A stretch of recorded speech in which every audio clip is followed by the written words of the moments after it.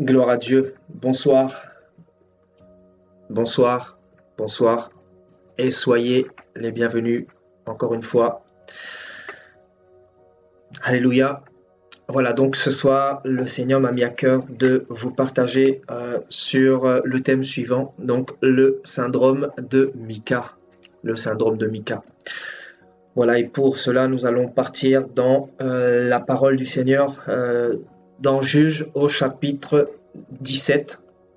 Nous allons lire Juge chapitre 17 et Juge chapitre 18. Alléluia. Voilà, donc j'aimerais que vous puissiez prendre aussi vos Bibles, que nous puissions lire ensemble. Alléluia. Voilà, donc nous commencerons dans Juge au chapitre 17 à partir du verset 6. Et partagez ce direct, bien évidemment, partagez ce direct.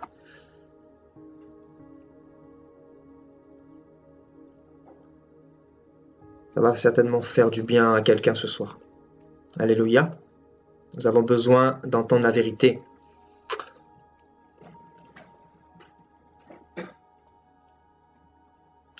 Alléluia.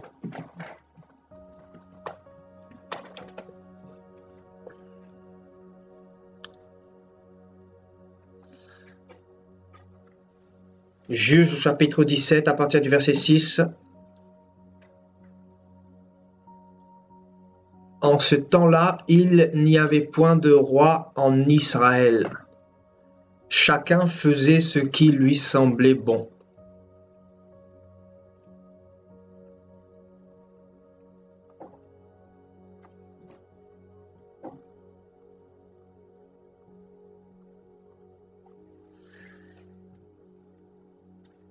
Il y avait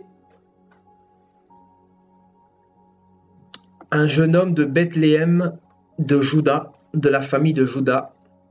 Il était lévite et il séjournait là. Cet homme partit de la ville de Bethléem de Juda pour chercher une demeure qui lui convint. En poursuivant son chemin, il arriva dans la montagne d'Éphraïm jusqu'à la maison de Mika. Mika lui dit : « D'où viens-tu ? » Il lui répondit : « Je suis lévite de Bethléem de Juda, et je voyage pour chercher une demeure qui me convienne. » Mika lui dit : « Reste avec moi, tu me serviras de père et de prêtre, et je te donnerai 10 cycles d'argent par année, les vêtements dont tu auras besoin, et ton entretien. » Et le Lévite entra. Il se décida ainsi à rester avec cet homme qui regarda le jeune homme comme l'un de ses fils.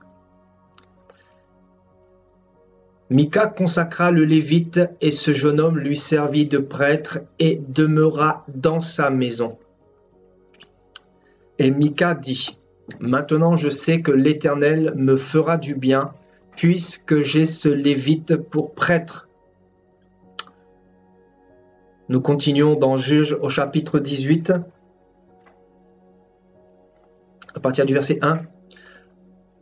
En ce temps-là, il n'y avait point de roi en Israël, et la tribu des Danites se cherchait une possession pour s'établir, car jusqu'à ce jour, il ne lui était point échu d'héritage au milieu des tribus d'Israël. Les fils de Dan prirent sur eux tous, parmi leurs familles, 5 hommes vaillants qu'ils envoyèrent de Tsoréa et d'Ectanol pour explorer le pays et pour l'examiner. Ils leur dirent : « Allez examiner le pays. » Ils arrivèrent dans la montagne d'Éphraïm jusqu'à la maison de Mika. Et ils y passèrent la nuit.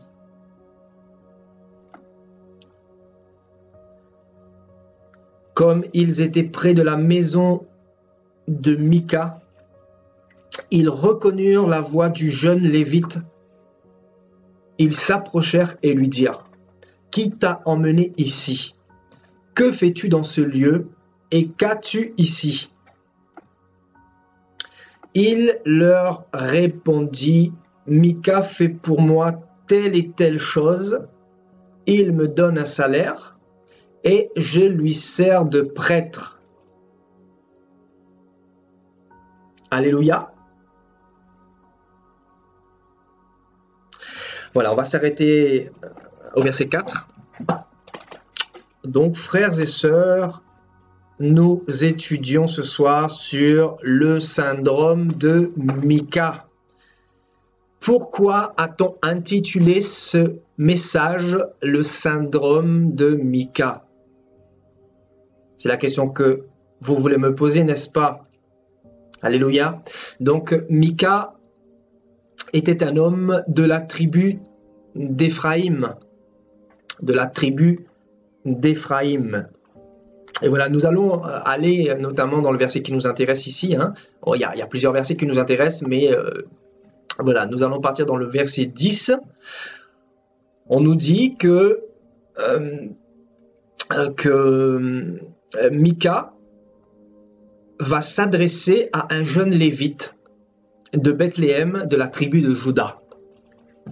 Mika, encore une fois, est un homme d'une des tribus d'Israël et notamment de la tribu d'Éphraïm. Alléluia. Mika va s'adresser au lévite et il va lui dire, ce lévite qui était en pèlerinage, hein, si je puis dire, hein, il était de passage à Éphraïm et il va atterrir non loin de la maison de Mika. Alléluia. Donc ce lévite sera en voyage et il va arriver chez Mika. Et Mika va s'adresser à lui et il va dire, « Reste avec moi, tu me serviras de prêtre et je te donnerai 10 cycles d'argent par année, les vêtements dont tu auras besoin et ton entretien. » Et on nous dit que le Lévite accepta la proposition de Mika. On nous dit au verset 11, « Il se décida ainsi à rester avec cet homme qui regarda le jeune homme comme l'un de ses fils. » Alléluia. Alléluia, frères et sœurs. Gloire à Dieu. Merci Seigneur pour ta parole. Donc, frères et sœurs, les Lévites, pour ceux qui connaissent un peu la Bible, étaient ceux qui avaient reçu le mandat pour s'adresser à Dieu, pour faire le service pour le peuple d'Israël, notamment les sacrifices d'animaux, les boucs, voilà, tous les animaux, l'expiation pour le peuple d'Israël. C'est eux qui avaient la charge du sacrifice pour la purification des péchés d'Israël, c'est-à-dire des 12 tribus. Alléluia. Donc Dieu avait appelé les Lévites et les avait consacrés à ce service-là. C'est-à-dire leur mission était de s'occuper de tous les sacrifices pour les 12 tribus d'Israël. Alléluia. Donc les Lévites étaient des sacrificateurs. Ils étaient au service de Dieu. Ils étaient au service dans le temple de Dieu à l'époque, dans le temple de l'Éternel à l'époque. À l'époque, il y avait, comme vous le savez, un temple physique. Et dans ce temple physique, il y avait les holocaustes qui étaient apportés, les offrandes d'action de grâce, l'expiation pour les péchés du peuple. Voilà, on faisait tout le service dans le temple et c'était les Lévites qui avaient reçu ce mandat, qui avaient reçu cet appel. Donc, quand on entend parler de Lévite dans la parole, il est question de sacrificateurs qui avaient cette charge-là. Alléluia. Et là, on nous dit que un Lévite va va partir dans le pays d'Éphraïm et il va rencontrer un homme qui s'appelle Mika.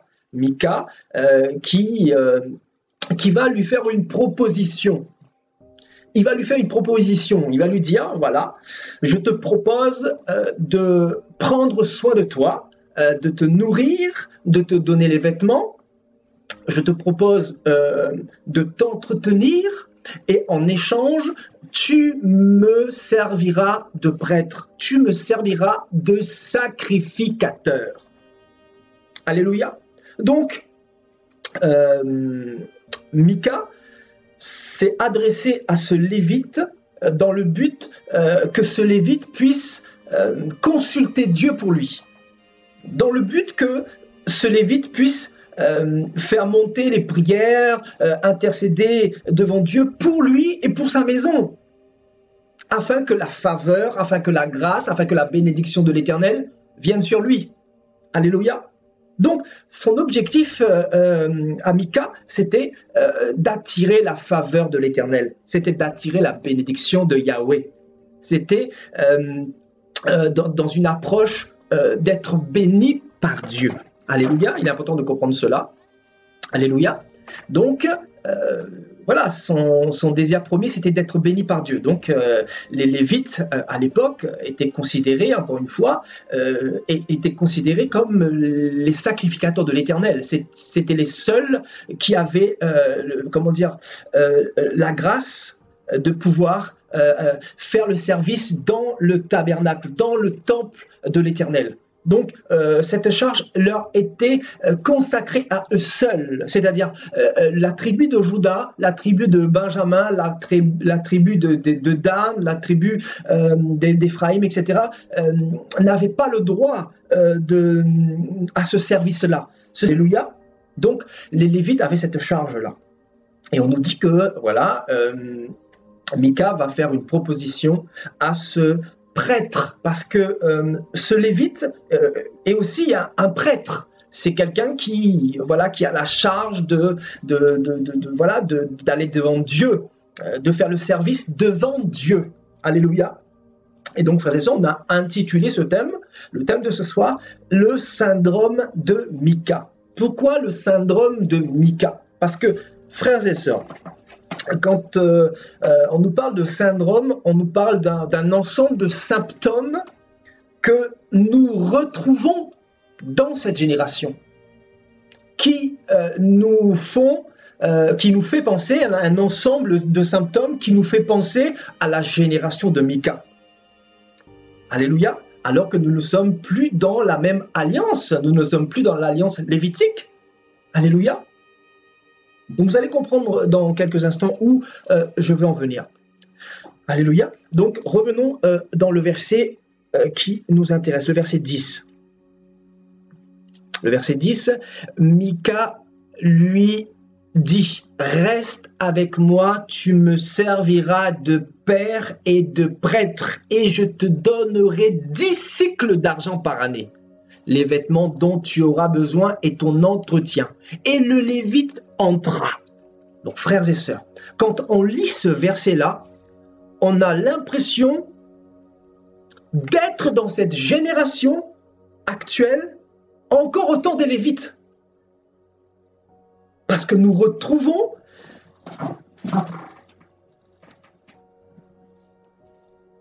dans la même situation. En 2020, nous avons l'impression que chaque chrétien a son lévite. Nous avons l'impression que les catholiques ont leur lévite, que les protestants ont leur lévite, c'est-à-dire leur prêtre, que les orthodoxes ont leur lévite. Nous avons l'impression que chez les baptistes, il y a aussi leurs lévites, vous voyez. Donc les témoins de Jéhovah ont aussi leurs prêtres, c'est-à-dire leurs dirigeants. Donc on se dit en fait, les choses n'ont pas changé. Donc il y a un problème qui se pose parce que nous ne sommes plus sous le sacerdoce lévitique, nous dit la parole. Donc si nous ne sommes plus sous ce sacerdoce, comment se fait-il qu'en 2020, nous retrouvons comment dire, la même façon de faire, le même procédé au niveau des chrétiens de 2020. Comment se fait-il qu'aujourd'hui, chaque chrétien a le même comportement de Mika? Mika qui avait comment dire, ce comportement de rechercher un prêtre, de rechercher un lévite. Et on nous dit que Mika va proposer aux lévites un certain nombre de choses à lui donner. Il va lui proposer un échange, c'est-à-dire le lévite devait aller devant Dieu pour lui et pour sa famille, et lui en échange, Mika, il entretiendrait le lévite, il lui donnerait de l'argent, il lui donnerait des vêtements. Et c'est ce que nous sommes en train de vivre ici, dans cette génération de la fin des temps. Donc c'est pour ça qu'on a intitulé ce thème le syndrome de Mika. On vit dans une génération de confusion, les gens sont dans un évangile complètement étranger qui n'a rien à voir avec l'évangile de Jésus-Christ. Les gens confondent l'alliance de Moïse et l'alliance de Christ. Les gens mélangent comment dire, les deux alliances. Les gens ne comprennent rien ce qu'ils lisent. Donc on se dit, mais quel est l'évangile que nous devons suivre? Est-ce que c'est l'évangile lévitique ou est-ce que c'est l'évangile de Jésus-Christ? Est-ce que c'est l'évangile de Moïse ou est-ce que c'est l'évangile de la grâce? Vous comprenez? Frères et sœurs, c'est fondamental de comprendre cet enseignement-là, parce que si nous ne marchons pas selon la doctrine de Christ, nous raterons le ciel. Nous pouvons rater l'éternité. Nous pouvons rater le salut. Parce que la Bible nous dit que le diable ne vient que pour détruire, que pour diviser, que pour séduire, que pour envoûter les hommes de ce monde.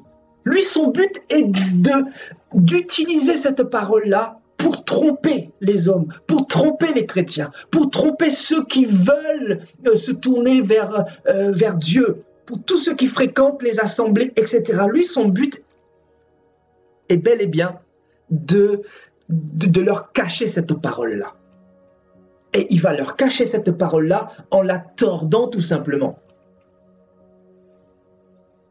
Il va tordre cette parole-là, il va envoyer ses enfants, bien sûr, ses disciples, il va envoyer ses faux prophètes pour tordre cette parole-là à son profit, au profit de son royaume. Et donc, aujourd'hui en 2020, beaucoup d'hommes et de femmes ont le syndrome de Mika. Et c'est quoi le syndrome de Mika? C'est quoi le syndrome de Mika? Quel va être le comportement de Mika envers ce prêtre, envers ce lévite? On nous dit que Mika va proposer à ce prêtre un certain nombre de choses. Regardez, vous allez voir les mêmes caractéristiques de la génération de Mika et de notre génération. Vous allez voir de fortes ressemblances. Vous allez voir une ressemblance terrible de la génération de Mika et de notre génération. Vous allez voir qu'aujourd'hui, nous sommes toujours sous l'alliance lévitique. Et que les gens, au lieu de passer, comment dire, au lieu d'avancer, au lieu d'être bénis, les gens sont en train de régresser, les gens stagnent, les gens n'avancent pas, parce que les gens n'ont pas reçu la révélation de Yahushua. Parce que celui qui a reçu la révélation de Yahushua ne va plus se comporter comme dans la génération des Lévites. Parce qu'il est sous un autre joug, sous une autre alliance. Donc, il ne va pas avoir le comportement de Mika. Et quel va être le comportement de Mika face à ce lévite? Ce lévite qui était prêtre, qui avait le service, qui avait la charge de faire le service pour le peuple d'Israël.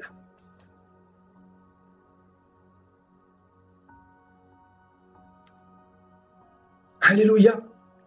Quel va être la proposition que Mika va faire à ce Lévite. Il va lui proposer un certain nombre de choses terribles. Il va lui proposer quoi? Il va lui proposer de lui donner de l'argent. Voyez, regardez. Il va dire quoi?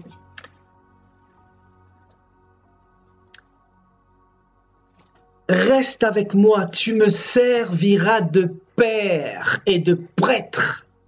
Tu me serviras de père et de prêtre. Regardez le nombre de chrétiens qui ont leur père spirituel aujourd'hui. Quand je vous dis que beaucoup de chrétiens ont le syndrome de Mika, c'est vrai. Nous retrouvons bel et bien les enfants, la postérité de Mika en 2020. Les enfants qui ont été engendrés par Mika, les enfants qui veulent des prêtres, les enfants qui veulent des médiateurs entre Dieu et eux, les enfants qui veulent des hommes de Dieu, les enfants qui sont idolâtres des sacrificateurs, idolâtres des prêtres. Alors que le but des prêtres, c'est de conduire le peuple dans la vérité. C'est de conduire le peuple vers l'idole qu'on doit adorer, c'est-à-dire le Dieu véritable, Yahushua Mashiach, Jésus-Christ de Nazareth.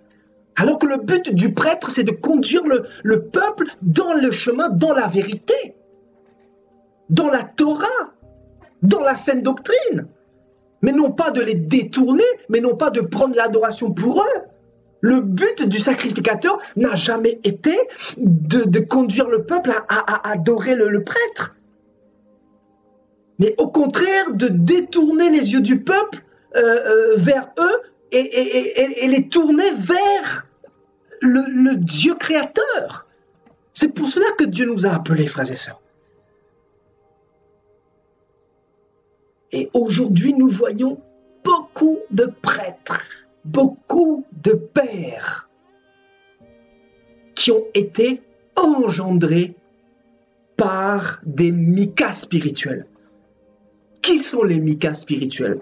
Ce soir, là, on va taper, je dis bien, sur le peuple, parce que c'est vrai qu'on a mis beaucoup l'accent sur les faux prophètes. On a parlé des faux prophètes, qu'ils étaient mendiants spirituels, qu'ils étaient voleurs, qu'ils étaient là pour dépouiller le peuple, qu'ils étaient là pour tordre la parole du Seigneur, qu'ils étaient là pour mélanger la loi et la grâce dans le but de s'enrichir, qu'ils étaient là pour s'enrichir, qu'ils étaient là pour leur ventre, parce qu'ils ont pour Dieu leur ventre. On a vu, on a parlé des faux prophètes, on a dit beaucoup de choses d'eux. Mais qu'en est-il du peuple? Qu'en est-il de la génération de Mika? Et quelle est la caractéristique de la génération de Mika? La première caractéristique de la génération de Mika, c'est qu'elle cherche des sacrificateurs, elle cherche des prêtres, elle cherche des pères. Voilà la caractéristique principale de la génération de Mika. Dans sa bouche, il y a père spirituel, tu es mon père spirituel. Ouais, comme Mika ici. Qu'est-ce que Mika va dire? Regardez, qu'est-ce que Mika va dire? Il va dire, reste avec moi, reste avec moi. Tu me serviras de père. Oh oui, tu me serviras de père. Tu seras mon père spirituel. Oui, il y a des gens qui sont déjà venus me voir pour me demander si je ne voulais pas être leur père spirituel. Vous voyez ça? Parce qu'aujourd'hui, c'est la génération de Mika. C'est la confusion. Et quand le peuple est dans la confusion, ben forcément, il y a ce genre de discours. Au lieu d'être à la viande, ils sont encore au breuvage de lait. Ils sont encore comme des enfants. Voilà les chrétiens de cette génération. Ils n'ont pas encore compris quelle était la volonté de Dieu pour eux. Ils sont encore au lait, frères et sœurs. Et donc, une des caractéristiques de la génération de Mika, c'est de rechercher des prêtres, de rechercher des pères. Voilà, moi, mon père spirituel, c'est un tel. Moi, celui qui me prêche la parole, c'est l'église où le père spirituel, un tel, est dedans. moi, mon père spirituel. Voilà, frères et sœurs, c'est cette génération. Regardez, chaque chrétien aujourd'hui pratiquement a un père spirituel. Mais quelle abomination de mettre un homme comme père spirituel alors que Dieu lui-même, c'est notre père spirituel. Il a dit qu'avec lui, nous ne manquerons de rien. Donc voilà la racine ou la semence que le diable est venu planter dans le cœur de beaucoup de chrétiens. La semence du père spirituel. C'est la semence de Mika, la semence qui était dans la génération de Mika.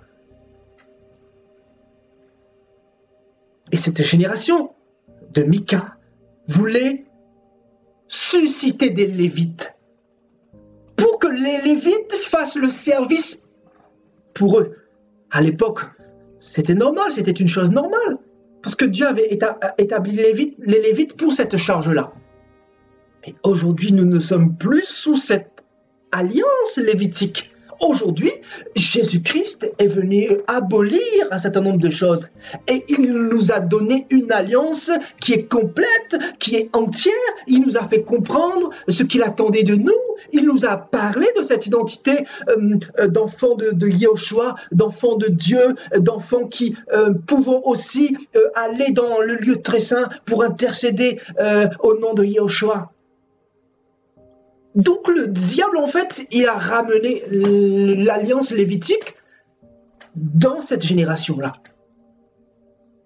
pour créer tout simplement le trouble, la confusion. Et beaucoup sont dans cette confusion. Beaucoup ont ce syndrome de Mika en eux parce que beaucoup, au lieu de rechercher Dieu, ils sont en train de rechercher des bishops. Ils sont en train de rechercher des prêtres. Je vous dis la vérité. C'est quelque chose que nous voyons.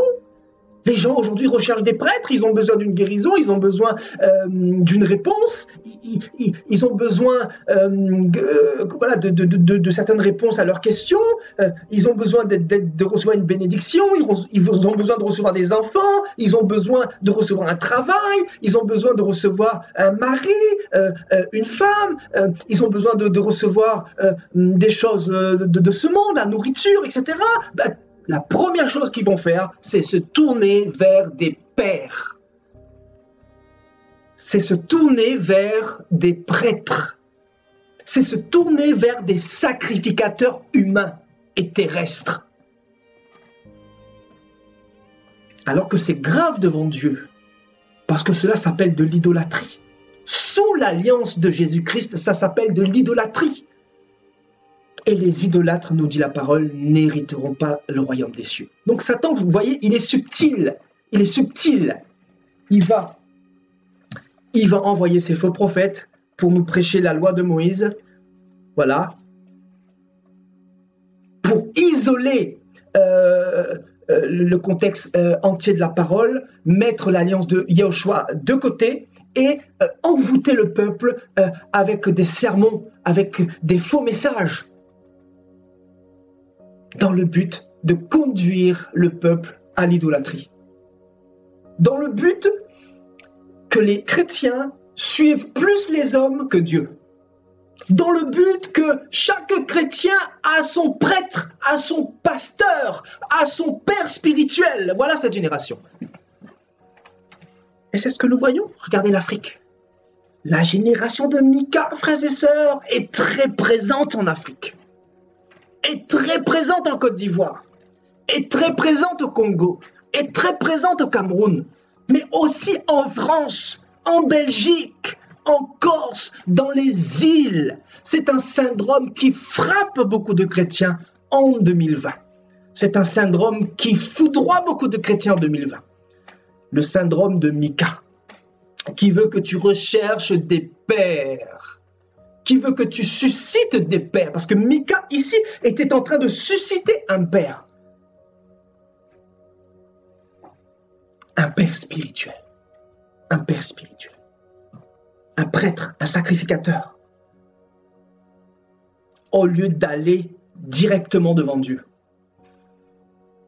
Et on ne cesse de le dire. On a déjà fait des messages sur le véritable médiateur. On a déjà parlé de ces choses-là. Mais là, on utilise un autre passage de la parole, parce que le Seigneur nous conduit à vous pousser à aller directement vers lui.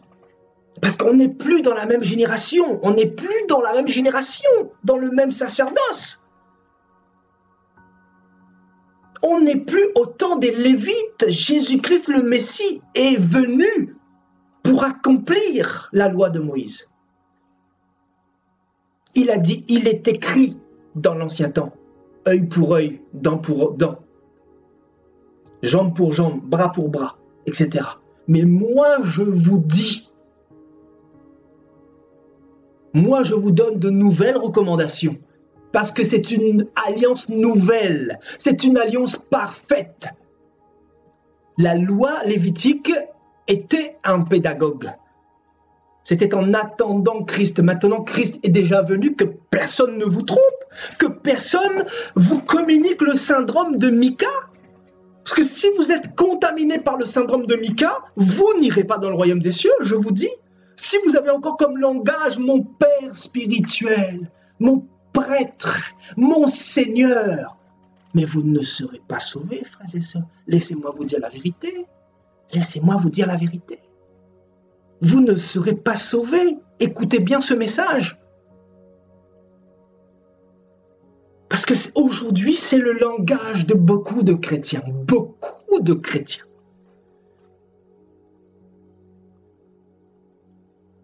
Regardez bien ce verset, frères et sœurs.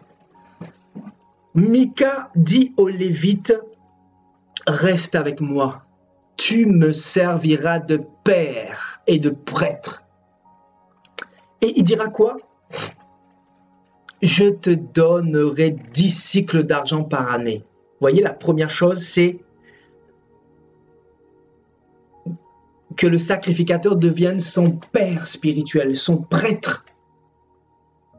C'est-à-dire celui vers qui on va se tourner quand on a des problèmes pour consulter Dieu pour nous. Je vous dis, frères et sœurs, c'est ce que nous voyons. Regardez dans l'Église catholique. Ah, mais là-bas, alors, le syndrome de Mika, c'est terrible. Les gens vont voir le prêtre, ils donnent de l'argent au prêtre pour faire dire des messes pour les morts. Des morts qui sont déjà jugés, qui attendent déjà le jugement. Et on leur dit que, voilà, en donnant de l'argent au prêtre, vos prières, dites par le prêtre, vont monter. Et donc, voilà, la personne sera rachetée, sera purifiée dans ce purgatoire, etc. Vous voyez, le syndrome de Mika. Le syndrome de Mika, c'est le syndrome aussi du mensonge, le syndrome de l'envoûtement, le syndrome de l'ignorance. Vous voyez, dans l'Église catholique, vous donnez l'argent pour faire dire des messes pour les morts, pour vos proches décédés. Ouais, c'est ça le syndrome de Mika. Vous allez vers le prêtre pour dire vos péchés. Voilà le syndrome de Mika. Vous voyez le syndrome de Mika dans l'Église catholique. Vous vous dirigez vers le prêtre pour dire vos péchés. Alors que le prêtre lui-même est rempli de péchés. Alors que le prêtre lui-même idolâtre. Il se prosterne devant des statues. Alors que le prêtre lui-même n'a pas le Saint-Esprit. Alors que le prêtre lui-même est dans un culte d'Astarté, de Baal, un culte de démons, tous les dimanches, frères et sœurs. Parce que la semence qui se trouve dans cette église et dans d'autres églises également, il n'y a pas que cette église, l'église catholique, il y a aussi l'église protestante, il y a toutes les églises. Toutes les églises dans ce monde que vous pouvez nommer, baptistes, pentecôtistes, mormons, protestants, évangéliques, vous avez toutes les églises aujourd'hui qui sont ensemencées par le syndrome de Mika. Et ce syndrome-là est terrible, parce que ce syndrome-là nous pousse à l'idolâtrie. Ce qui fait que chacun aujourd'hui dans sa religion, notamment dans la chrétienté actuelle, qui est sous le joug d'une dénomination, ben, chacun a son prêtre, chacun a son médiateur, chacun a son monseigneur, chacun est sous un joug d'un pasteur, chacun est sous un joug de prophète, chacun est sous un joug d'apôtre. Alors qui est l'homme? Quel est le message de Jésus-Christ? Quel est le message qu'il nous a laissé il y a 2000 ans, frères et sœurs? Vous ne voyez pas qu'il y a un problème là? Vous ne voyez pas qu'il y a un fossé quelque part? Vous ne voyez pas qu'on nous a menti, manipulé quelque part? C'est quoi le problème? Le problème, c'est que beaucoup ont reçu le syndrome de Mika.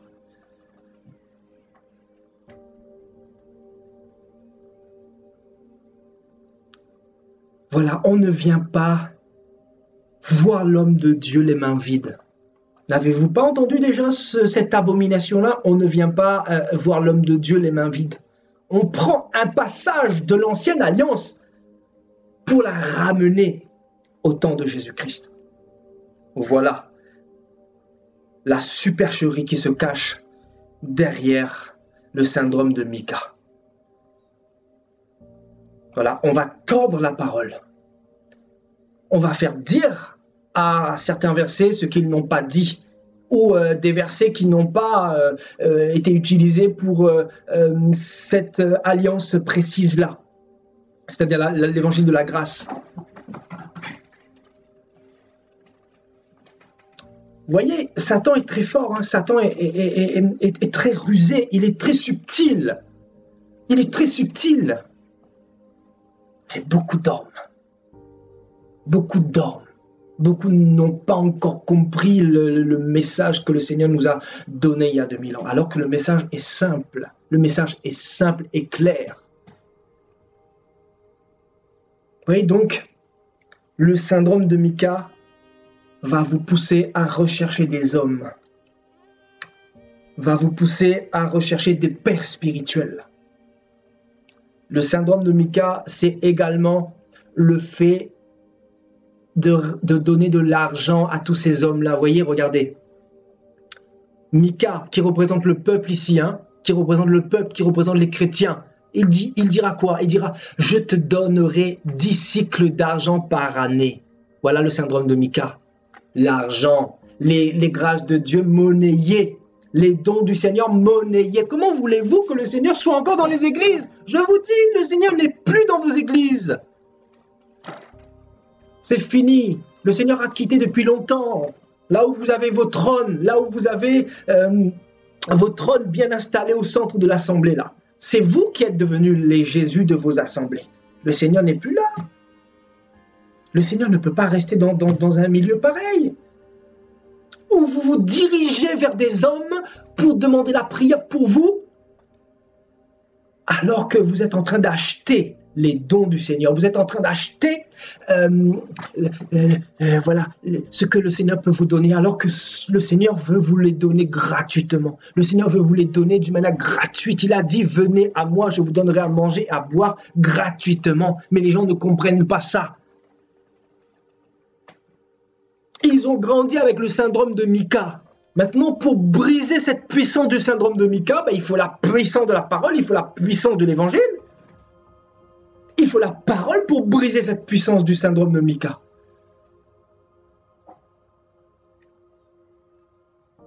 Parce qu'aujourd'hui, c'est ça.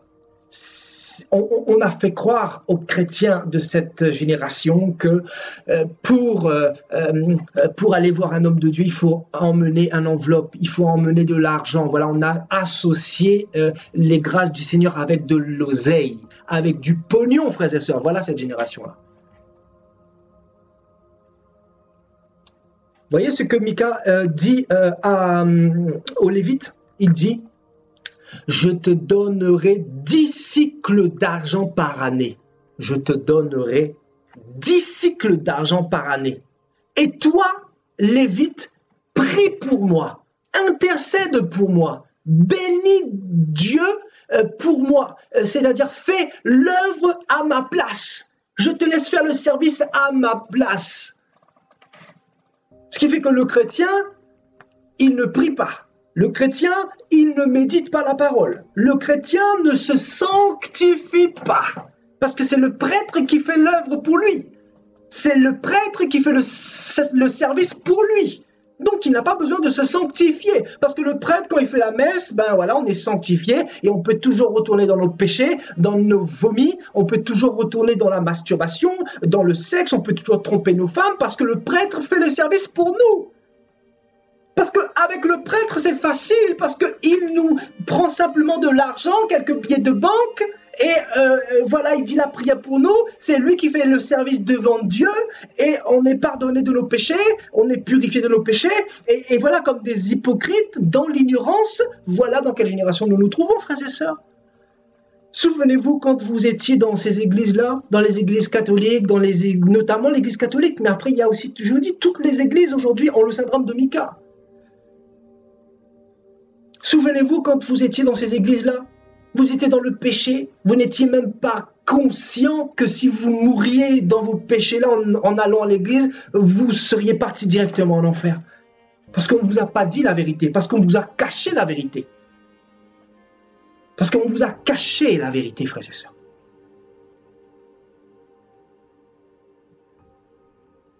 Parce que dans ces églises-là, leur but, ce n'est pas votre salut, leur but, c'est votre argent. Parce qu'il y a un échange. Il y a un échange de services. Donc le sacrificateur, il prie pour toi, il va devant Dieu pour toi. Et toi, en contrepartie, tu donnes de l'argent à la contrepartie. Alors que dans l'église véritable de Yahushua, il n'en est pas ainsi. On n'a pas vu ce comportement-là ou ce procédé-là dans la parole du Seigneur. On n'a pas vu les apôtres procéder de la sorte. On n'a pas vu les apôtres demander de l'argent pour prier pour les gens. On n'a pas vu les apôtres demander la dîme, demander les offrandes pour prier pour les gens, etc. On n'a pas vu les apôtres demander des enveloppes prophétiques pour bénir le peuple. On n'a pas vu les apôtres demander de l'argent pour prier pour que les disciples soient bénis par Dieu, que les disciples soient prospères par Dieu, que leurs affaires marchent, qu'ils puissent avoir le mariage, etc. On n'a pas vu ça dans la Bible. Vous voyez pas qu'on est dans une génération de confusion, une génération ayant le syndrome de Micah?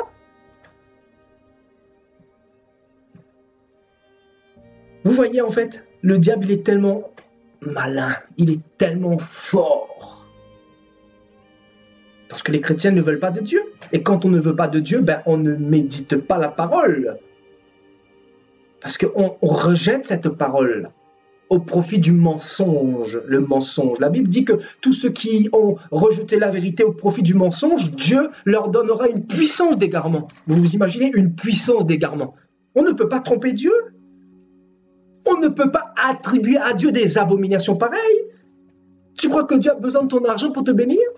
Tu crois que Dieu a besoin de ton argent pour faire dire une prière pour un mort, etc. C'est fini.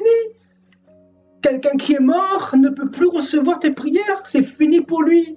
Son sort est déjà scellé. Tu peux prier, tu peux jeûner, tu peux t'agenouiller, tu peux être en chagrin, il n'y a plus rien à faire. La Bible dit qu'après la mort vient le jugement, il n'y a plus rien à faire. Ça ne sert à rien. Tu vas dans les cimetières pour prier, pour intercéder, tu peux utiliser le chapelet, l'eau bénite, tu peux prier tous les saints que tu veux, c'est fini, il y a rien à faire. Donc, au lieu de donner ton argent et de perdre du temps, ouvre un peu tes yeux et comprends que tout cela n'est qu'une supercherie pour te dépouiller, pour te voler, pour que tu sois, une proie pour enrichir Babylone, pour engraisser ces hommes-là. Parce que ces hommes-là ne font pas le service ayant été appelés par Dieu, mais ils sont dans un travail. L'œuvre de Dieu pour eux, c'est un travail. Ils font ça pour manger, ils font ça pour se pavaner, ils font ça par la chair et non pas par l'esprit. Ils font ça dans un seul et unique but de vous voler. C'est pour l'argent qu'ils font l'œuvre de Dieu. Ce n'est pas pour les âmes, ce n'est pas pour leur dire la vérité. C'est ça que vous devez comprendre. Donc, vous voyez, La seconde caractéristique, c'est quoi? C'est l'argent. Je te donnerai 10 cycles d'argent par année, par année. L'argent, l'argent, l'argent, l'argent et l'argent. Regardez dans les églises d'aujourd'hui. C'est vrai ce que je vous dis ou pas? Regardez dans l'église protestante. Regardez ce qui se passe. Regardez ce qui se passe. On vous fait vendre de l'huile d'onction, de l'huile d'Israël, mais mes frères et sœurs, vous ne voyez pas le niveau de confusion, le niveau de stupidité dans lequel on a plongé les chrétiens. On leur fait vendre des bougies, on leur fait acheter des bougies, on leur fait acheter des statues, on leur fait acheter des photos de Jésus, on leur fait acheter des pins de leur pasteur, on leur fait acheter des coffrets du pasteur, on leur fait acheter des CD de leur pasteur, on leur fait acheter de la louange, on leur fait acheter toutes sortes de choses dans toutes ces boutiques abominables, ces boutiques que le Seigneur a fermées pour un temps, frères et sœurs. Parce que ce qui les intéresse, c'est votre argent. Voilà une des grandes caractéristiques qui montrent que ces serviteurs ne sont pas de Dieu, l'argent. Le Seigneur nous a prévenus de cela, mais beaucoup ne lisent pas les Écritures. Le Seigneur nous a dit que beaucoup viendront pour séduire parce qu'ils ont pour Dieu leur ventre. Ils sont amis de l'argent, amis de l'argent. Ils ne sont pas amis de vos âmes. Ce qui les intéresse, ce n'est pas le salut de vos âmes. Ce qui les intéresse, c'est votre argent, c'est vous dépouiller, c'est que vous soyez un chrétien de plus dans leur assemblée pour se glorifier sur vous, pour se glorifier du nombre de disciples qu'il y a dans leurs assemblées. Parce que c'est ça qui fait leur gloire. Moi, de savoir qu'ils ont 500 âmes, 500 brebis. Voyez, 500 brebis sous le joug d'un pasteur. Ben oui, parce qu'il y a le syndrome de Mika. Et là, ils se glorifient. Et là, ils se pavanent. Et là, ils sont les seigneurs de leurs assemblées. Et là, au lieu d'ouvrir votre Bible, ben, c'est vers le pasteur que vous vous dirigez. Vous mettez Jésus de côté. Littéralement, vous n'avez plus de relation avec lui. Vous ne priez plus le Seigneur. Vous ne jeûnez plus. Vous n'intercédez plus. Parce que c'est le pasteur, c'est le prophète qui fait tout. Parce que c'est lui qui a reçu le mandat. Et vous avez reçu quoi? Vous avez reçu le Saint-Esprit ou vous l'avez pas reçu à votre conversion? Le problème, c'est que beaucoup n'ont pas le Saint-Esprit. Beaucoup n'ont pas reçu le Saint-Esprit. Ou beaucoup l'ont reçu, mais l'Esprit est éteint. L'Esprit est éteint parce que vous l'avez éteint, le Saint-Esprit, par vos abominations. Vous avez éteint l'Esprit de Dieu, la flamme du Saint-Esprit en vous. La flamme de l'Esprit, c'est quoi? C'est la parole. Quand vous tordez la parole de Dieu, quand vous ramenez le peuple de Dieu dans la génération de Lévite, ben le Saint-Esprit part, le Saint-Esprit s'éteint. Voilà le problème de cette génération-là. Une génération sans l'esprit, sans la flamme, sans la révélation, sans la connaissance. Voilà, le Saint-Esprit, c'est quoi? C'est la révélation. Mais si vous restez enfermé dans l'idolâtrie, si vous allez plus vers les hommes que vers Dieu, ben forcément, l'esprit s'éteint. Il n'y a pas de révélation. Il n'y a plus de vision. Il n'y a plus de miracles. Il n'y a plus de démons qui tremblent. Parce que vous êtes que des clowns. Vous êtes dans un théâtre. Jésus n'habite pas dans un théâtre. Jésus habite dans une église où il y a l'ordre, où règne sa parole, où règne l'humilité, où règne la soumission, où règne l'amour, où règne la fraternité, la paix, la sainte doctrine. Voilà où règne le Saint-Esprit. Vous voulez que je vous dise quoi? Vous prenez plaisir encore dans toutes ces assemblées-là, vous continuez à y aller tous les dimanches, vous voyez que le Seigneur a fermé toutes les assemblées-là. Il y en a beaucoup qui vont continuer à partir dans des assemblées paganisées, dans des assemblées où on prêche l'argent, où on prêche la dîme, dans toutes ces abominations que le Seigneur n'a pas donné aux apôtres d'enseigner. Donc vous voulez qu'on vous dise quoi? Voilà, on est dans le syndrome de Mika, la génération de Mika. Voilà l'explication. Vous voyez, il n'y a rien de nouveau sous le soleil, hein. En fait, qu'est-ce que l'Esprit nous dit ce soir? C'est simplement que le diable a ramené, ou les chrétiens, hein, je dirais les chrétiens, c'est trop facile d'accuser le diable tout le temps. Les chrétiens ont ramené l'alliance lévitique en 2020. Voilà. C'est-à-dire, au lieu d'avancer, vous reculez. Voilà les chrétiens de cette génération. Parce qu'il n'y a plus l'oracle de Dieu, il n'y a plus la parole qui s'installe en nous, qui brise l'ignorance, qui brise le manque de connaissance, qui brise le mensonge. Il n'y a plus cette révélation-là. La parole prêchée, le pain de vie. Le Seigneur a dit, quand nous prions, dites Seigneur, donne-nous le pain quotidien. C'est quoi le pain? Le pain, c'est la révélation. La révélation que le Seigneur nous donne ce soir, qu'il nous offre dans son amour, dans sa grâce. C'est ça, être conduit par Dieu. Être conduit par Dieu, c'est avoir sa révélation, recevoir ses oracles, comprendre sa parole, devenir des chrétiens qui sont enracinés, des chrétiens qui ne sont plus dépendants des hommes, des chrétiens qui, à chaque bobo, à chaque problème, ils vont se diriger vers les hommes. Ils vont appeler, voilà, pasteur, ben, j'ai tel problème, pasteur, j'ai tel bobo, pasteur, oui, c'est toujours le pasteur, mais Jésus, il est où? Jésus, il est où dans votre cœur, dans votre vie? Elle est où votre foi? Voilà les chrétiens d'aujourd'hui, frères et sœurs. Les chrétiens ayant le syndrome de Micah. Oui, mon pasteur, mon bishop. Voilà le langage des chrétiens d'aujourd'hui, de 2020. Voyez? Parce qu'ils ont reçu le syndrome de Micah. N'allez pas chercher loin. Vous voyez donc, l'autre caractéristique, c'est l'argent, l'argent, l'argent. L'argent est au centre de tout. Je vous dis, l'argent est au centre de tout. Voilà la dernière église que le Seigneur nous permet de voir aujourd'hui. C'est l'église que le Seigneur a fermée. Parce que la véritable église n'est pas fermée, je vous dis. Hein. Vous savez, l'église que Jésus a fermée là, c'est l'église de l'argent.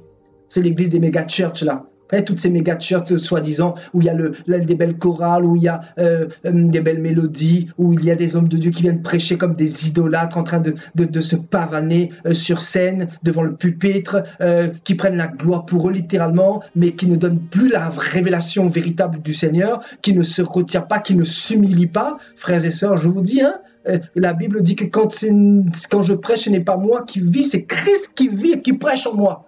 C'est sa parole qui doit être vue. C'est lui qui doit être donné en holocauste au peuple.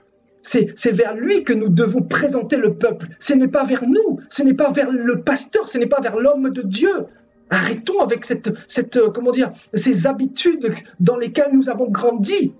Parce que nous avons grandi avec ces habitudes-là. Regardez, j'ai grandi dans l'église catholique, on nous a dit qu'il fallait aller dire ses péchés aux prêtres. Vous voyez comment on nous a enseigné, on nous a envoûtés de la sorte. Vous voyez comme on nous a formatés dans notre ignorance parce que nous n'avions pas la connaissance. Voilà le monde dans lequel nous sommes plongés dans les ténèbres, plongés dans l'ignorance.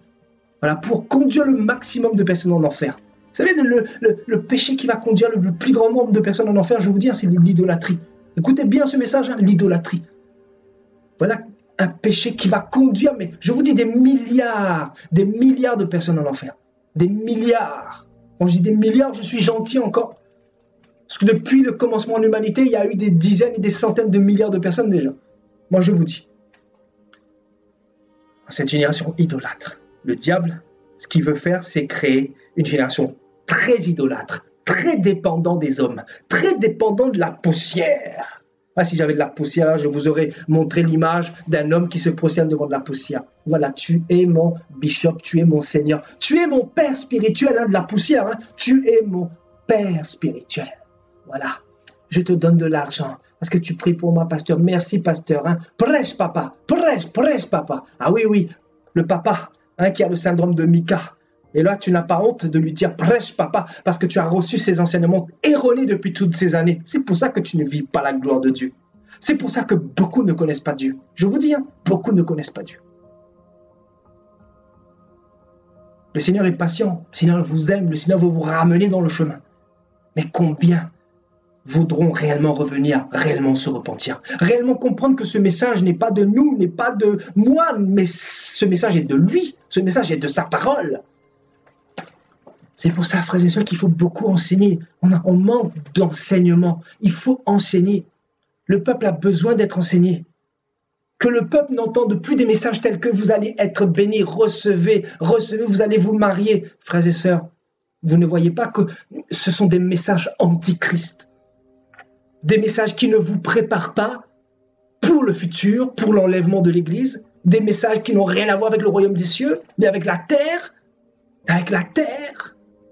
l'homme qui se glorifie. Je vois toutes sortes de messages sur Facebook, des messages d'hommes de Dieu soi-disant, qui appartient à Jésus-Christ, et qui dit au peuple, voilà, vous allez vous marier, la mort n'aura aucun pouvoir sur toi, l'ange de la mort, du coronavirus ne rentre pas chez toi, dis Amen, dis Amen. Mais tu crois que ton Amen va changer quelque chose?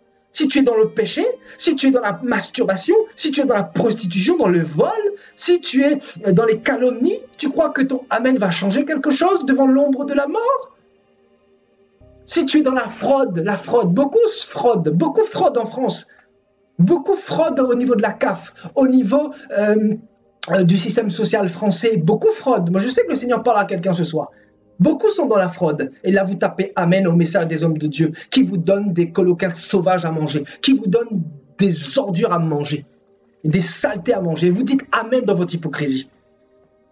Voilà, tapez Amen et l'ange de la mort ne rentrera pas chez toi. Ah oui? L'ange de la mort, il va regarder ton Amen? Ah oui, mais je vous dis, il est en train de rigoler. Ah, il se moque de vous, il se moque des chrétiens. Ouais, le diable, je vous dis, dans cette génération, il se moque des chrétiens. Voilà. Prêche, papa, prêche. Dis-nous des bonnes choses. Donne-nous des bonnes choses. Prêche. Voilà, c'est comme ça. C'est comme ça que nous sommes. Hein? Prêche, papa. Prêche. Voilà. Voilà le langage de ceux qui ont le syndrome de Mika. Vous voyez, l'idolâtrie. Vous voyez, quand vous entendez prêche, papa, prêche. Ouais, je vous dis, c'est l'idolâtrie. Hein? L'idolâtrie derrière. Que vous le vouliez ou pas, c'est l'idolâtrie derrière. C'est une forme d'idolâtrie. Tu n'as pas besoin de glorifier l'homme qui est l'homme. Prêche, prêche, prêche, papa, avec l'accent africain. Vous voyez?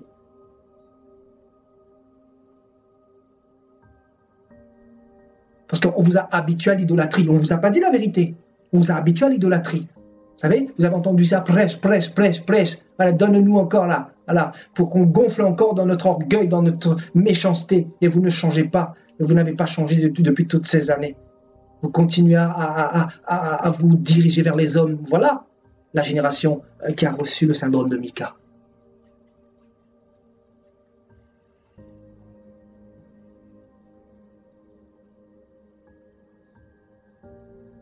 Prêche, papa. Voilà le langage. Prêche, papa.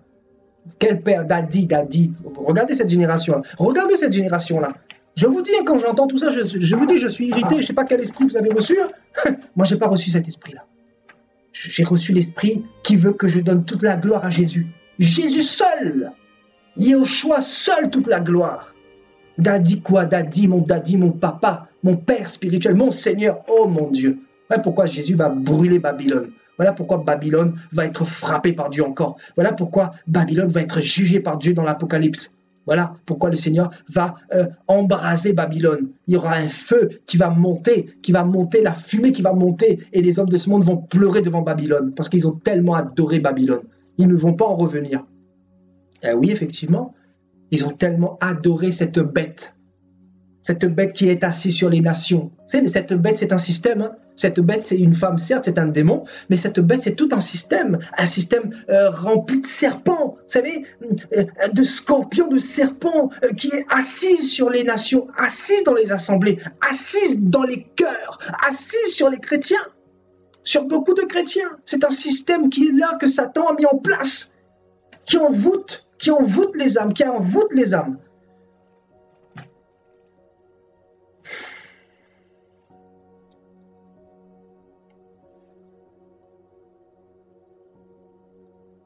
Voilà, génération idolâtre. L'idolâtrie, là, je vous dis, ça va être terrible, terrible, terrible, terrible, terrible. L'idolâtrie, là, ça va être terrible. Vous avez vu comment le Seigneur a agi dans l'époque de la loi de Moïse? Il n'a pas changé, hein. Il n'a pas changé. Le Seigneur veut que tous arrivent à la repentance, que tous soient sauvés. Mais beaucoup rejettent ça. Beaucoup ne veulent pas de Jésus. Beaucoup ne veulent pas aller dans la facilité. Vous voyez? Donc, l'argent, voilà une autre caractéristique de la génération de Mika. Vous voyez, un syndrome terrible, voilà, ou un symptôme du syndrome, je dirais, un symptôme dans le syndrome de Mika. Vous voyez, donc on continue. L'argent, je te donnerai 10 cycles d'argent par année. Voilà. Et toi, va voir Dieu pour nous. Et on nous parle de quoi également? De vêtements, vêtements, le vêtement. Regardez, vous voulez qu'on vous montre des photos là, frères et sœurs, de tous vos pasteurs que vous avez mis dans le luxe depuis toutes ces années. Vous voyez, donc Mika lui dit, reste avec moi, tu me serviras de père et de prêtre, et je te donnerai 10 cycles d'argent par année, les vêtements dont tu auras besoin. Les vêtements que tu auras besoin. Ben, effectivement. Regardez les prêtres, regardez les pasteurs, les bishops, les archibishops, les archevêques, comment ils sont entretenus par vous. Regardez comment ils sont bien habillés, qui sont jolis, voilà, ils sont jolis tous les dimanches là, en costard cravate là. Vous voyez pas qu'ils sont bien habillés, vous voyez du Christ en eux là, frères et sœurs. Après, je dis pas que quelqu'un qui a un costard, quelqu'un qui est bien habillé n'est pas de Christ, c'est pas ça mon message. Mais je dis que les hommes que vous voyez aujourd'hui sur les pupitres là, avec des costards taillés à je sais pas, 2-3 000 euros là, avec plusieurs costards de luxe et tout ça sur le dos de l'Assemblée, sur le dos de l'ignorance des gens. On nous dit que le Seigneur n'avait pas l'apparence pour séduire, le Seigneur n'était pas sur son 31, il était simple, il était humble, il était normal, il ne se comportait pas comme un criminel sur le dos des gens. Il n'utilisait pas le pognon des pauvres, au contraire, lui-même il donnait aux pauvres. C'est ça un berger, c'est ça un berger qui a la main sur le cœur, frères et sœurs. Toute cette bande de criminels en bande organisée, voilà, ce sont des criminels qui égorgent le troupeau de Dieu. Et ils pensent que Dieu ne voit pas. C'est ça le pire en fait. Ils pensent que Dieu ne les voit pas, que Dieu les épargnera au jour du jugement. Je vous dis, on ne se moque pas de Dieu. Tout est écrit, tout ce que vous faites là, tout le peuple que vous dépouillez, tout l'argent que vous avez volé, centime par centime là, vous aurez à répondre de cela devant le tribunal de Dieu. Je vous dis, devant le tribunal de Dieu, Christ va vous demander qu'est-ce que vous avez fait avec cet argent-là. Cet argent qui aurait pu servir à nourrir telle et telle personne qui était dans le besoin. Voilà le rôle de l'Église. Je vous dis, il n'y a pas d'autre message. Le rôle de l'Église, c'est de prendre soin des uns des autres. C'est d'aimer son prochain. C'est de faire du bien à ceux qui sont dans le besoin. C'est ça le rôle de l'Église. Le rôle de l'Église, ce n'est pas de s'enrichir sur le dos des plus pauvres, des plus faibles. Ah, des bandits. Et il y a un passage dans la Bible qui dit que la folie court les rues. Mais moi, je vais vous dire un truc, la folie, je l'ai vu aussi chez certains hommes qui prêchent la sainteté et à côté, ils vont maudire le peuple parce qu'ils ne donnent pas l'argent. Mais allez comprendre, vous, le diable aujourd'hui, il va utiliser toutes les ruses pour vous avoir. Toutes les ruses. Et le Seigneur m'a dit récemment, dans mon cœur, il me disait, c'est du bon trésor de son cœur. C'est de l'abondance du cœur que la bouche parle. Et c'est de son cœur que viennent chaque trésor. C'est-à-dire, on aura facilement le discernement, les enfants de Dieu. On va avoir le discernement facilement. Parce que quelqu'un qui n'appartient pas au Seigneur, il va se faire trahir au bout d'un moment, il va se faire trahir. Voilà, il va essayer de vous tromper, de temps en temps, il va vous prêcher un peu la sainteté, vous voyez, et en même temps, il vous dépouille. Il ne faut pas qu'il se fasse voir en même temps. Vous savez, donc il va utiliser les ruses, il va utiliser des supercheries, mais au bout d'un moment, Dieu va l'exposer. Dieu va l'exposer. Parce que c'est de l'abondance du cœur que la bouche parle. Qu'est-ce que tu as dans ton cœur? Qu'est-ce que tu as au milieu de ton cœur? Un petit peu d'argent, un petit peu de sainteté, beaucoup de tromperie. Qu'est-ce que tu as que tu ne veux pas que le peuple sache? Mais Dieu va t'exposer, Dieu expose de plus en plus. Regardez, qu'on le veuille ou pas, Dieu expose. Dieu montre qui est qui. Il finit par nous montrer qui est qui. Et nous n'avons pas besoin de chercher qui est qui. Parce que nous, les chrétiens, nous nous concentrons sur Yahushua. Si le Seigneur nous montre telle personne est de lui, telle personne n'est pas de lui, tant mieux, voilà, mais ce n'est pas une fin. Nous, on doit savoir qui nous sommes devant le Seigneur. Qui sommes-nous devant Dieu? Quels sont l'état de nos cœurs devant le Seigneur, au lieu d'aller regarder chez les autres là. Je vous dis, on n'a pas le temps à ça. On n'a pas le temps à ça. Parce qu'aujourd'hui, c'est la confusion. Si on veut essayer de savoir qui est qui, je vous dis, c'est la confusion. Jésus a dit, le blé et l'ivraie vont croître à côté. Et au final, il viendra faire le tri à la fin. C'est-à-dire, quand les anges vont venir, il va y avoir la séparation et le tri. Donc aujourd'hui, c'est la confusion. c'est ce que le Seigneur a dit, le blé livré, c'est la confusion. Il faut laisser les choses se faire. N'essayez pas d'arracher livré, c'est une perte de temps. Vous voyez, c'est une perte de temps. Voilà, on fera un message là-dessus si le Seigneur le permet. Vous voyez, ça ne sert à rien. Vous voyez, donc, tous ces pasteurs-là qui sont bien habillés, là, qui sont, voilà, qui sont séduisants. Voilà, ce qu'on voit chez eux, c'est leur richesse, c'est leur réussite, voilà, parce qu'ils ont réussi sur votre dos. Ils ont réussi effectivement sur votre dos. Voilà, parce que en réalité, ils ont une grande part voilà, devant le Seigneur.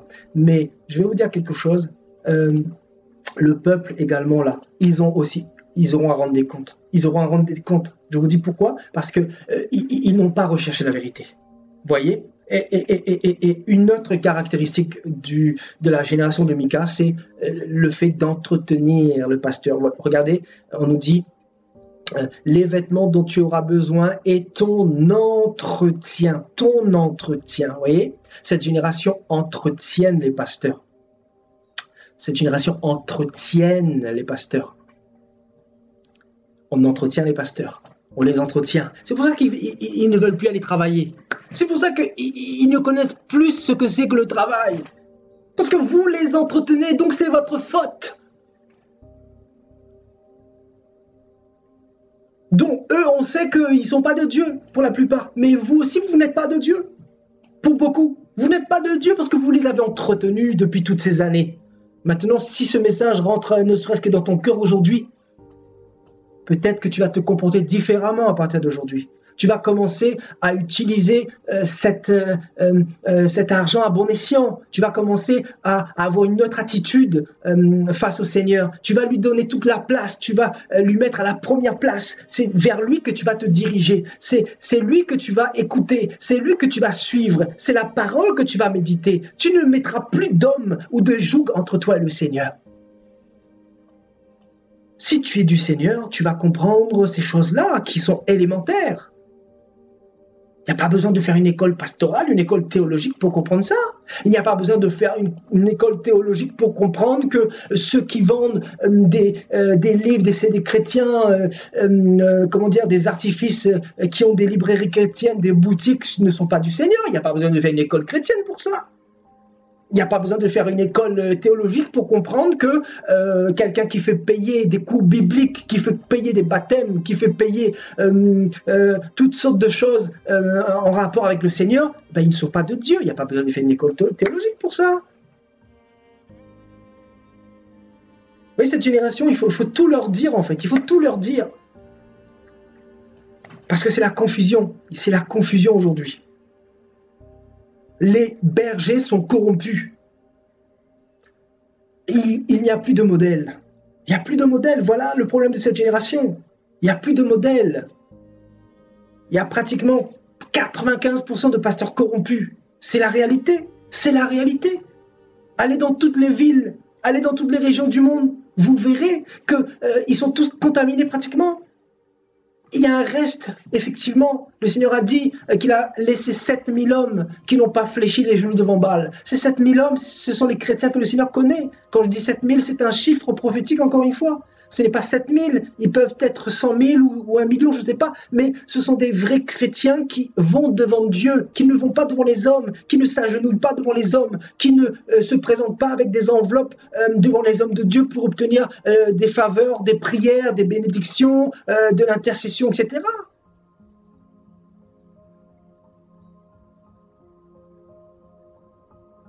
Alléluia. Donc des personnes qui entretiennent, voyez, les vêtements dont tu auras besoin et ton entretien. Voilà Mika qui veut entretenir le Lévite, le peuple qui veut entretenir les hommes de Dieu. Les bishops, les prophètes, ben, il n'est pas étonnant qu'ils sont gras, qu'ils sont épais à ce point. Voyez, c'est pas étonnant qu'ils sont gras et bien en chair. Ben oui, parce que vous les avez engraissés et vous continuez à le faire. Quand vous voyez des personnes qui les suivent, ils sont des milliers, ils sont des dizaines de milliers, tu te dis, mais quel démon les a envoûtés? Quel démon vous a envoûtés, frères et sœurs? Quand tu entends fédération pastorale, fédération des pasteurs de Côte d'Ivoire. Vous ne voyez pas qu'il y a des démons derrière pour vous envoûter? Vous ne voyez pas que c'est Babylone? Association de pasteurs impudiques, de pasteurs voyous, de pasteurs mal intentionnés, de pasteurs qui vous plongent dans l'idolâtrie.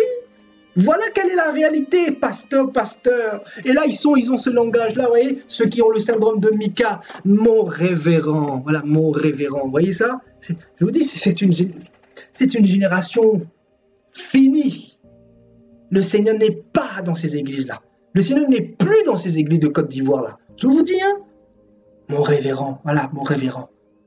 Le Seigneur frappe, le Seigneur a beau frapper, ils ne comprennent pas. Révérend, révérend, papa, prêche papa, père spirituel, père spirituel. Ils ne comprennent pas que le Seigneur frappe les idolâtres. Ils continuent encore. Ils ne comprennent pas les leçons. Génération au cou raide, comme Israël. Nous vivons la même époque qu'Israël. Israël était un peuple au cou raide, qui ne voulait pas de Dieu, qui ne voulait pas de Dieu, et il le montrait de son comportement, il le montrait en voulant des idoles, notamment par rapport à Aaron. Qu'est-ce qu'ils ont fait? Ils ont poussé Aaron à leur faire une idole. Voilà cette génération-là. Cette génération qui ne veut pas de la vérité, qui ne veut pas de Jésus, cette génération qui veut des idoles, frères et sœurs. Alléluia. Génération qui suscite des idoles. Et forcément, il n'est pas étonnant de voir des pasteurs qui deviennent vos dieux, qui deviennent vos seigneurs, qui deviennent vos bergers. Effectivement. Vous êtes leurs bergers, vous êtes leurs fidèles, leurs moutons, littéralement. Effectivement, Jésus n'est pas vos bergers. Non, un pasteur ne doit pas vous dire, voilà, vous êtes ma brebis. Voilà, je suis votre berger. Quelle abomination! Prostitution de Babylone. Voilà la prostitution de Babylone. Changeons de langage, chrétien. Changeons de langage. Changeons de manière de penser, de voir les choses. Revoyons notre vie chrétienne. Revoyons notre conversion. Relisons nos Bibles. Voilà. Voilà. Mon pasteur. C'est mon berger. Mon berger. Tu vas aller croupiller en enfer, tu vas voir si tu vas avoir encore ce langage-là.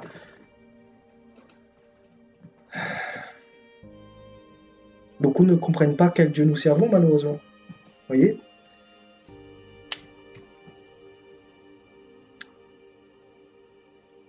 Voilà. Voilà aujourd'hui ce que nous voyons dans les assemblées. Des brochettes de révérends qui se dandinent, qui s'invitent les uns les autres, qui se congratulent les uns les autres. Voilà ce que nous voyons dans les assemblées.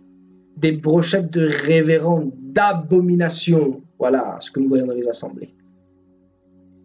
Révérend un tel, révérend général un tel, grand bishop international, grand prophète des nations.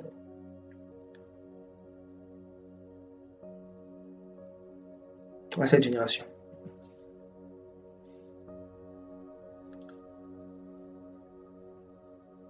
Le père spirituel de un tel. Ah oui?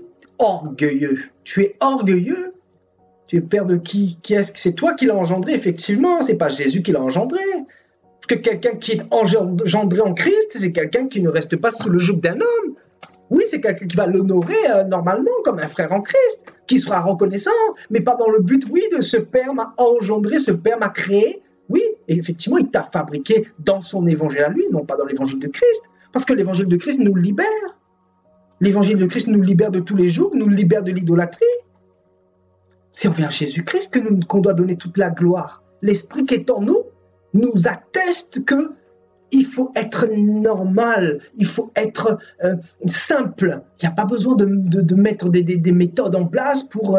non, c'est une grâce. Le Seigneur nous a donné des dons. Le Seigneur nous a donné la grâce de pouvoir prêcher sa parole. C'est un don que nous mettons au profit du peuple. Mais nous n'utilisons pas les titres pour nous faire aduler, pour nous faire adorer, pour nous faire acclamer. On s'en fiche de vos acclamations. On s'en fiche de vos acclamations, je vous dis. On ne veut pas de vos acclamations.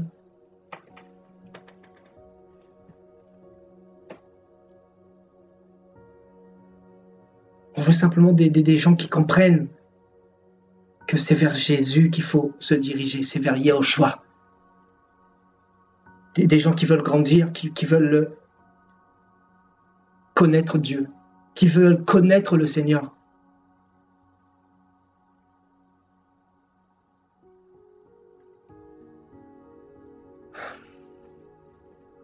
Vous voyez, une caractéristique terrible là, de la génération de Mika, c'est l'entretien. Vous entretenez, effectivement. Regardez l'Église catholique, comment elle est pompée de richesses. C'est grâce à qui? C'est grâce à vous, les 1 milliard de moutons. 1 milliard de moutons. C'est vous qui faites qu'ils sont dans cette richesse extrême. Le Vatican, vous savez que le Vatican est riche. Il y a des tonnes d'or au sous-sol là-bas. Ils sont dans le luxe. Effectivement, c'est sur le dos des fidèles. Pourquoi? Parce que les gens ont refusé de lire leur Bible. Les gens ont refusé de rechercher le Seigneur. Parce que les gens ont reçu le syndrome de Mika. Ils ont les symptômes de Mika. Voilà. C'est-à-dire, ils ont suscité tous ces hommes. Ils ont suscité tous ces hommes. Il faut des idoles. Il faut des idoles. Ils ont besoin des idoles parce qu'ils ne veulent pas suivre Dieu dans la simplicité, c'est-à-dire par la foi. Non, ils ne veulent pas. Et ils veulent des idoles. Ils veulent qu'il y ait des idoles entre eux et Dieu. Les choses n'ont pas changé. Les choses n'ont pas changé.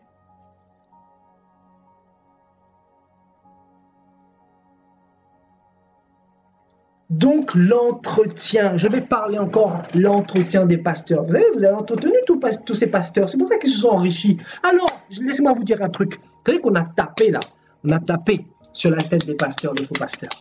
Maintenant, je vous dis, c'est autour du peuple. C'est vous qui allez être chicotés par la parole du Seigneur. Parce que vous êtes aussi responsables que tous ces abominables faux pasteurs. Parce que le peuple est aussi responsable que tous ces abominables faux pasteurs.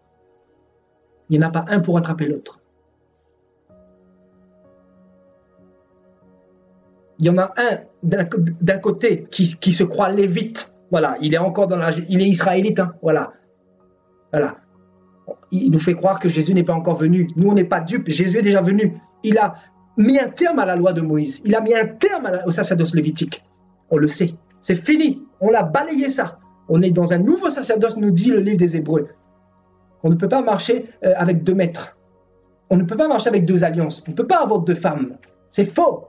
Une femme, une alliance, un Jésus, un Machia, un Messie, un sauveur, un rédempteur, un roi, un Elohim, un seul baptême, une seule foi, une seule église. Il n'y en a pas 2, il n'y en a pas 50, il n'y en a pas 10 000.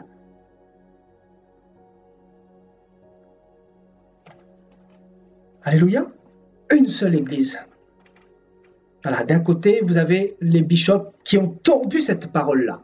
Voilà, qui ont tordu cette parole pour obtenir de l'argent.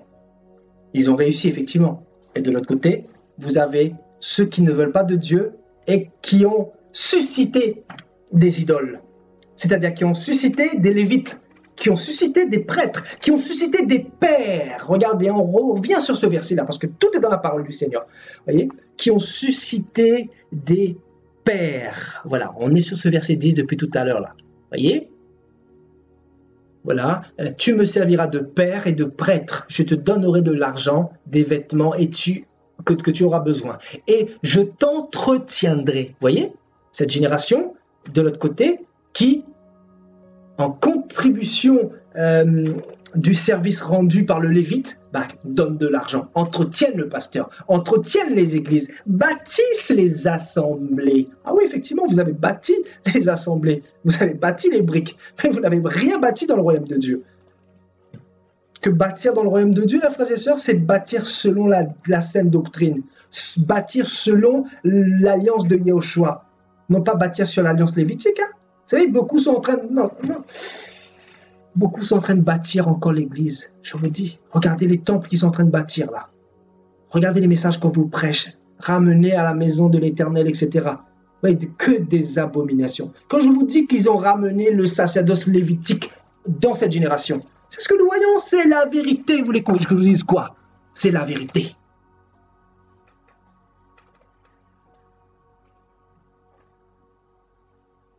À croire que nous sommes lévites, à croire que nous venons d'Israël, alors que je suis réunionnais, toi tu es congolais, lui il est ivoirien, l'autre est belge, l'autre est français.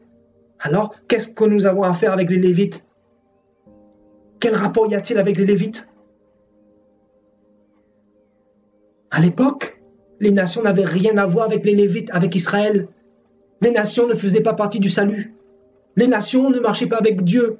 D'un côté, il y avait Israël, de l'autre côté, il y avait les nations.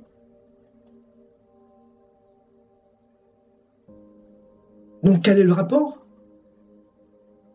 Vous les trompez. Vous voulez tromper.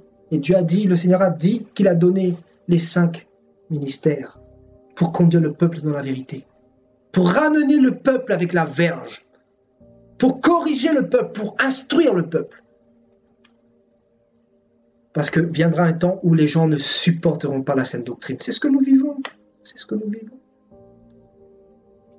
Quel signe vous avez encore besoin pour comprendre que c'est la fin, que les gens sont idolâtres, que les gens préfèrent suivre les hommes? Quel signe vous voulez? C'est des signes que nous voyons, frères et sœurs. C'est triste à dire, mais c'est comme ça. Vous voulez qu'on prêche quel message? C'est ce que nous voyons.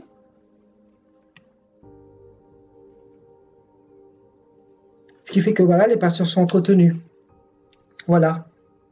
Et là, ça se congratule, ça s'invite, ça dit à l'autre, viens prêcher dans mon église ce dimanche, et bon, ben, dans 2 mois, je viendrai prêcher dans ton église. Voilà, on s'invite, on se donne des enveloppes, voilà, on s'engraisse l'un et l'autre, on s'auto-glorifie, parce que voilà, on a une grande église, on a des grands temples, parce qu'on a une grande renommée, parce qu'on a beaucoup de membres, parce que voilà, nos messages sont diffusés partout. Je vous dis, il va y avoir des surprises, des surprises, des surprises. Écoutez-moi bien. Il va y avoir des surprises. Ah, je vous dis. Je vous dis. On est arrivé à un temps. Il faut vraiment rechercher le Seigneur. Vraiment s'humilier. Il faut vraiment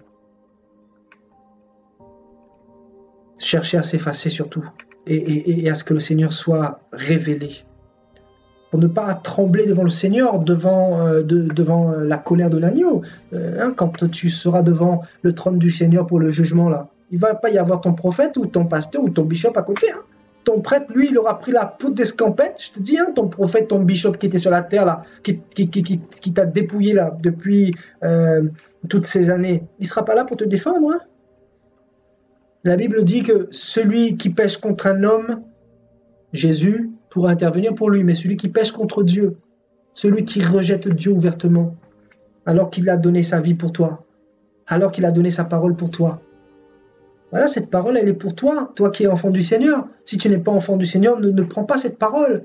Mais en tout cas, cette parole a été donnée quand même, et cette parole parlera en témoignage contre toi au jour du jugement.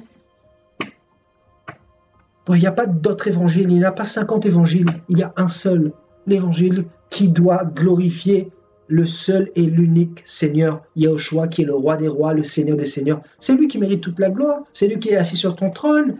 Oui, c'est de l'abondance du cœur que la bouche parle. Je vous dis. Il y a des personnes qui vont mélanger les choses. Vous voyez, tout le monde peut prêcher Jésus, je vous dis. D'ailleurs, la preuve, on va partager un message bientôt là, sur Phinéas et les 2 fils d'Élie, là. Un message très puissant qui va encore nous faire comprendre beaucoup de choses. Beaucoup se disent hommes de Dieu aujourd'hui. Beaucoup. Des bandits. Des bandits. C'est pour ça que je ne vais plus dans les églises.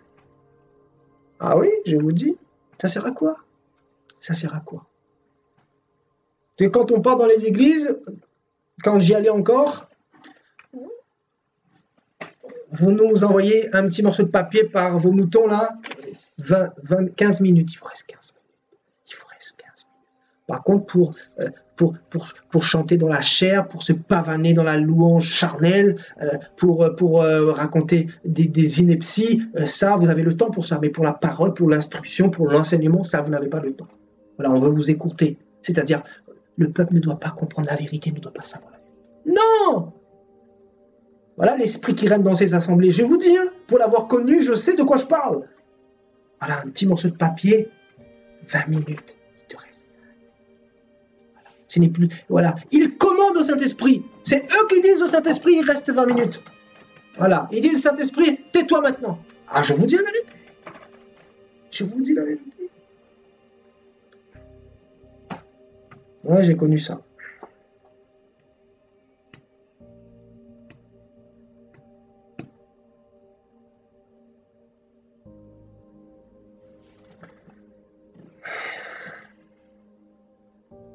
Donc on va prêcher sur Internet, on va balancer. Je vous dis, on va balancer. On va balancer. On va dire les choses. Voyez? Entretien des pasteurs, des bishops, des prophètes. On continue? Alléluia. Et dans le chapitre 18, on nous dit quoi? Au verset 4, il leur répondit, Mika fait pour moi telle et telle chose, il me donne un salaire et je lui sers de prêtre. Mika fait pour moi telle et telle chose. Effectivement, il me nourrit, il me donne l'argent, il me donne tout ce dont j'ai besoin, il me donne l'argent pour acheter des jets privés, des grosses voitures, il me donne l'argent pour construire des temples charnels, il me donne tout ce dont j'ai besoin pour m'engraisser, pour manger sur le dos des fidèles. Il me donne un salaire, Aïe, aïe, aïe, aïe, aïe, un salaire.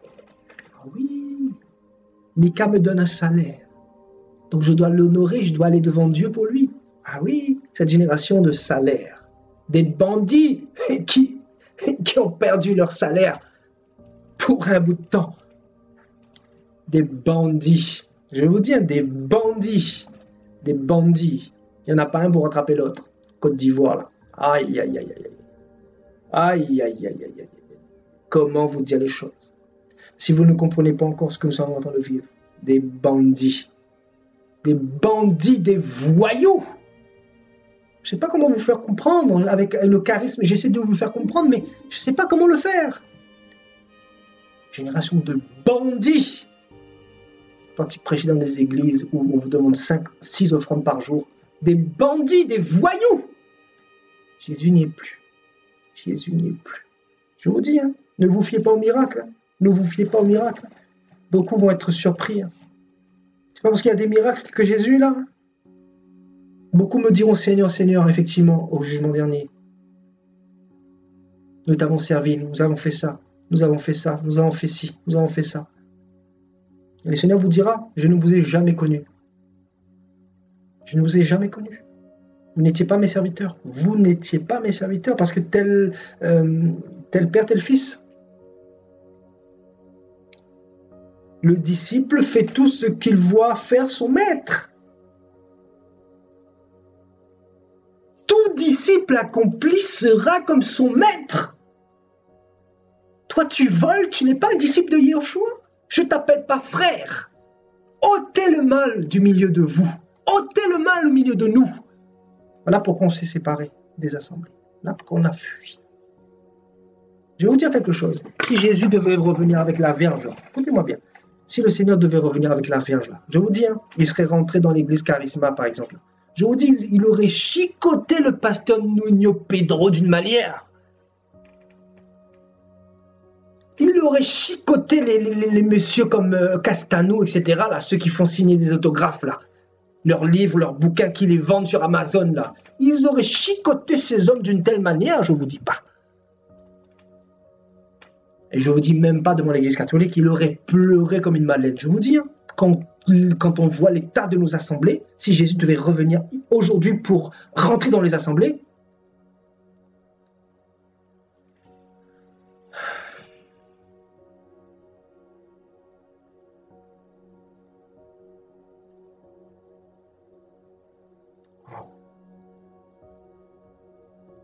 où est la présence de Dieu? Où est l'église de Yeshua?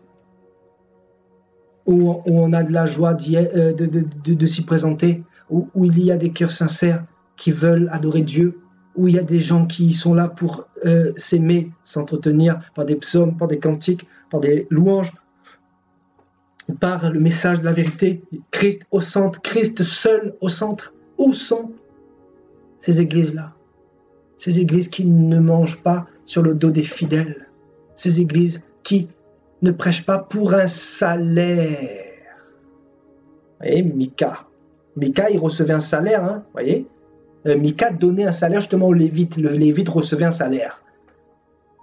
Et c'est ce qu'il va dire, c'est ce qu'il dit. Regardez, c'est ce qu'il dit. Il dit, Mika fait pour moi telle et telle chose, il me donne un salaire et je lui sers de prêtre. Je lui sers de prêtre, voilà. Regardez les prêtres, aujourd'hui, ils travaillent pour de l'argent. Chaque prêtre dans l'église catholique touche un salaire.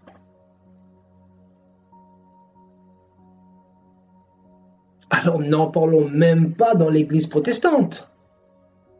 N'en parlons même pas de tous ces prophètes qui vous prennent la dîme, qui vous dépouillent tous les dimanches. Ce sont des salaires qui vous prennent. La dîme qui vient de l'alliance lévitique, bien sûr, et qu'on ramène toujours encore une fois dans l'alliance de Jésus-Christ. Vous voyez, donc, la confusion, vous voyez. Voilà, on vous prêche pour des salaires. Voilà une autre caractéristique de la génération de Mika. Voilà, s'il n'y a pas de salaire, on ne prêche pas. Est-ce que vous me voyez recevoir un salaire? Je suis toujours là. Il y a eu des tempêtes, il y a eu des marées, il y a eu des calomnies, il y a eu de la méchanceté, de la haine. Je suis toujours là, du début jusqu'à la fin. Yehoshua m'a appelé, celui qui a mis cette puissance en moi là, le jour où il m'a visité. C'est lui qui me donne la force d'être là, toujours malgré les tempêtes, les tsunamis, je vous dis, malgré tout ce qui a pu se passer depuis que je suis avec le Seigneur. Je suis toujours là. Je suis là. Vous n'avez pas réussi à me tuer. Je vous le dis, vous n'avez pas réussi à me tuer. On ne peut pas tuer cette onction comme ça, on ne peut pas le tuer. Je suis là. Je ne prends pas de salaire.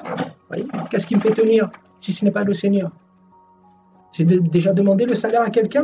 Tout ça pour vous dire qu'il y a des serviteurs qui veulent être intègres et fidèles. Et il y en a de ceux qui sont là pour un seul et un unique but, c'est de voler le peuple, de recevoir un salaire, de vous demander l'argent, Stamgram, virement bancaire, tout ça là, MoneyGram, Orange Money, ils connaissent Money, le mot Money dans leur bouche, là, ça sort facilement, je vous dis, hein, ça sort facilement, c'est de l'abondance du cœur que la bouche parle. Ces abominables pasteurs, et là ils vont encore utiliser la parole du Seigneur pour venir vous prêcher, parce que derrière ils savent qu'ils vont vous demander l'argent.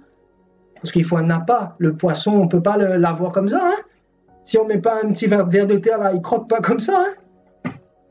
Non, il ne va pas croquer comme ça. Voilà l'hameçon. L'hameçon.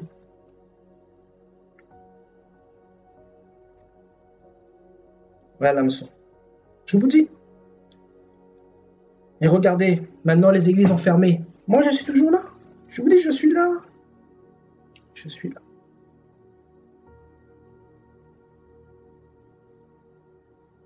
Ça, c'est comme David. On a voulu le persécuter, le tuer. On a voulu l'exterminer sur la face de la terre. Le Seigneur l'a toujours gardé, a toujours été avec lui. Parce qu'il connaissait le cœur de David. David avait le cœur selon Dieu. Un cœur humble, un cœur qui s'humiliait, un cœur qui faisait du bien, un cœur qui ne voulait pas rendre le mal pour le mal, un cœur qui s'appuyait sur Dieu, un cœur qui marchait avec Dieu, un cœur qui obéissait à son Dieu, un cœur dans la crainte de son Dieu.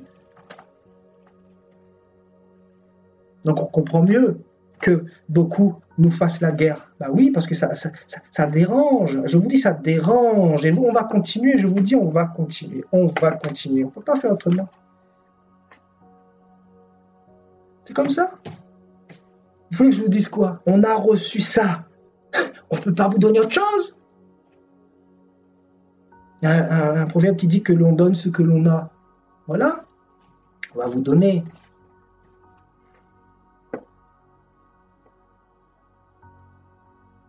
Voilà, on n'a pas besoin de salaire. On n'a pas besoin. On n'a pas besoin.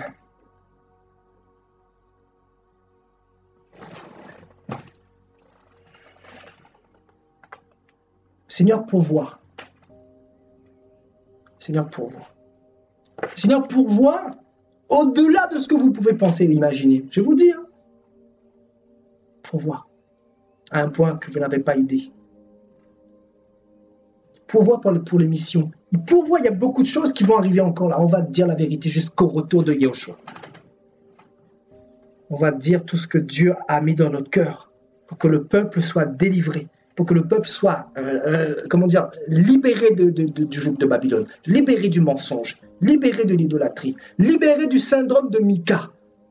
Là, il est question du syndrome de Mika ce soir.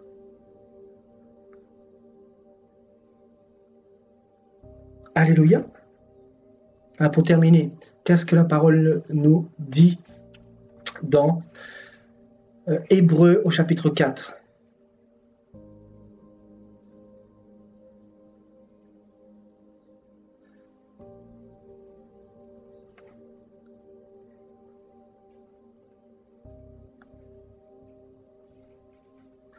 Ainsi, puisque nous avons un grand souverain sacrificateur qui a traversé les cieux, Jésus, le Fils de Dieu, demeurons fermes dans la foi que nous professons. Car nous n'avons pas un souverain sacrificateur qui ne puisse compatir à nos faiblesses. Au contraire, il a été tenté comme nous en toutes choses, sans commettre de péché. Donc nous avons un grand souverain sacrificateur qui a traversé les cieux. Et ce souverain sacrificateur s'appelle Jésus, qui est le Fils de Dieu. Donc approchons-nous donc avec assurance du trône de sa grâce, afin d'obtenir miséricorde et de trouver grâce pour être secourus dans nos besoins.